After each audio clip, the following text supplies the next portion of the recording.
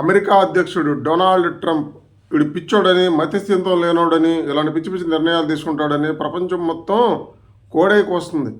కానీ ట్రంప్ ఏం పిచ్చోడేం కాదు. వాడు అమెరికన్గా ఎలా ప్రవర్తించాలో అలాగే చేస్తున్నాడు. అమెరికన్ ఆర్థిక వ్యవస్థ కష్టాల్లో ఉంది. దాన్ని సరిచేయడానికి అతను తీసుకునే నిర్ణయాలే అద్భుతమైన నిర్ణయాలు. ఆ దేశ ప్రజలకు సంబంధించి, ఆ దేశానికి సంబంధించి, అతనికి సంబంధించి. అది మనకు నష్టాన్ని కలిగించవచ్చు. భారత్ మీద, చైనా మీద, ఇతర దేశాల మీద టారిఫ్లు పెంచాడంటే అది తన ఆర్థిక పరిస్థితిని నిలబెట్టడానికి చేస్తున్నటువంటి నిర్ణయాలు. అది మనకు ఇబ్బందిగా ఉంటాయి, కానీ ఆ దేశ ప్రజలకి, ఆ దేశానికి బాగానే ఉంటాయి. నిన్న వెనిజులా అధ్యక్షుడిని పట్టుకొచ్చాడంటే వెనిజులాలో మినరల్స్ ఉన్నాయి, వెనిజులాలో ఆయిల్స్ ఉన్నాయి. వాడు డాలర్తో ట్రేడింగ్ చేయకుండా డైరెక్ట్గా వాడి కరెన్సీలోను చైనా ఎంతోనూ చేస్తున్నాడు. అలా చేయడం వల్ల అమెరికా ఎకానమీకి చాలా ఇబ్బంది. దాన్ని అరికట్టడానికి వీడు అడ్డంగా ఉన్నాడు, ఈ ప్రెసిడెంట్ ఈ నికోలస్.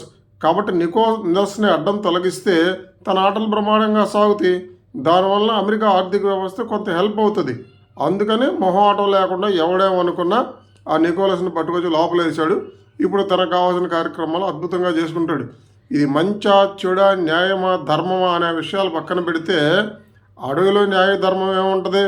వాడి దేశానికి లాభం ఉంది, తన దగ్గర బలం ఉంది, అడిగేద్దాం ఎవడికి లేదు. ఊరక భయపడి నడిచినా వాడు పట్టించుకోడు. వెళ్ళి పట్టుకొస్తాడు, జైల్లో వేస్తాడు, అక్కడున్న డబ్బును దోచుకుంటాడు. ఆ దేశ ఆర్థిక పరిస్థితిని అద్భుతంగా చేస్తాడు అతను. అంతేకాదు పుతిన్ని పట్టుకొస్తా అంటాడు. ఎందుకంటాడు వరకు ఆ మాట? ఆ ప్రజల్లో, ఆ దేశ ప్రజల్లో అద్భుతమైన క్రేజ్ క్రియేట్ చేయడానికి అలాంటి స్టేట్మెంట్లు ఇస్తూ ఉంటాడు. పుతిన్ జోలికి ఏం పోడు, పుతిన్ యుద్ధానికి ఏం వాడు, ఆడేం పిచ్చోడేం కాదు. ఆ దేశ ప్రజల మనస్తత్వం ఎలా ఉంది? ప్రపంచం మొత్తం మీద అమెరికా కనుక పెత్తనం చేస్తూ ఉంటే అమెరికన్స్ యొక్క సైకాలజీ సాటిస్ఫై అవుతూ ఉంటుంది. కాబట్టి ఇలాంటి వ్యక్తినే వాళ్ళు ఇష్టపడతారు. యుద్ధ మనస్తత్వం ఉన్న వ్యక్తులు, ప్రపంచ దేశాల మీద పెత్తనం చేసేటువంటి వ్యక్తులనే అమెరికన్స్ ఇష్టపడుతూ ఉంటారు. అందుకే ఇలాంటి వ్యక్తులను ఎంచుకుంటూ ఉంటారు. ట్రంప్ మామూలు వ్యక్తి అయింది. చాలా బుక్స్ రాశాడు. ఆయన యాంకర్గా పనిచేస్తాడు, రియల్ ఎస్టేట్లో వ్యాపారాలు చేశాడు. గెలవడం అనుకున్నాడు, గెలిచి చూపించాడు. ఒకసారి ఓడిపోయిన మళ్ళీ గెలిచి చూపించాడు. ఎన్ని వ్యూహాలు రచించుంటాడు, ఎంతమందిని మ్యానిపులేట్ చేస్తుంటాడు. ఆషామాషి వ్యక్తి ఏం కాదు. అతను ఏం చేసినా అమెరికాకు మాత్రం లాభమే.